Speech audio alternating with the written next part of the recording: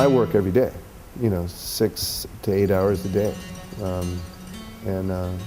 Believe me, I love it, No, you have to work, I joke, you have to work like a bricklayer, but I'm used to doing that.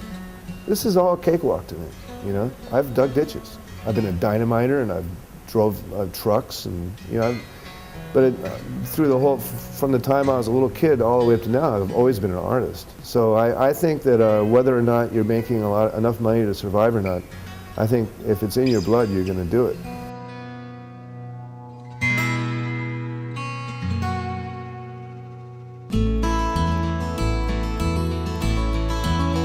When we were in Molokai, we were living on air almost. I was spearing fish to feed my family. And, I was paying $400 a month for a house that had a 180-degree view of the ocean.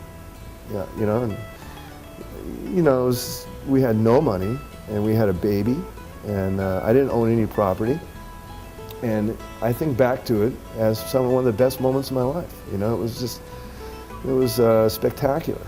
We came back in 1993 and we bought this house. There's certain places in life where you find that are really good for you, professionally.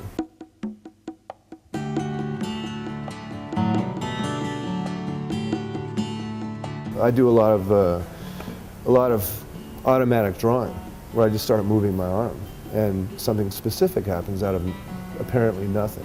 And it's not random. You don't get anything. You're not getting. For me, I'm not getting a bunch of marks and dashes. I'm getting something very specific. I think that's an important tool as an artist, because what you're doing is, it's interesting because actually it excavates a lot of things. I went through a period where I was, my parents died. Right, that was tough. And I didn't know it until that point, but all of a sudden, I guess it was a year later, I figured out, gee, what I was doing for the last year was sort of excavating the sadness of that, And so the work had a darker palette. It was very serious. Those paintings were very serious, and they were some of the best paintings I've ever made, because there was real axe to grind, right? And other times the work is more, it's more of a walk in the park, which is nice too. You can't just do one thing. That open-endedness thing is very important in painting, I think. People bring a lot of their own things to it, If you nail it down too much, then the work becomes too literal. There's a painting over here of a donkey, and, well, somehow the donkey ended up with a house on his back with a crow in it, What's that about? I guess if you really, pin me down, I probably could find out why. But it's sometimes better not even to talk about it, It's sort of like, well, I painted it, I don't really have to explain it that much, What I'm describing, of course, is just exactly what works for me. Everybody's different.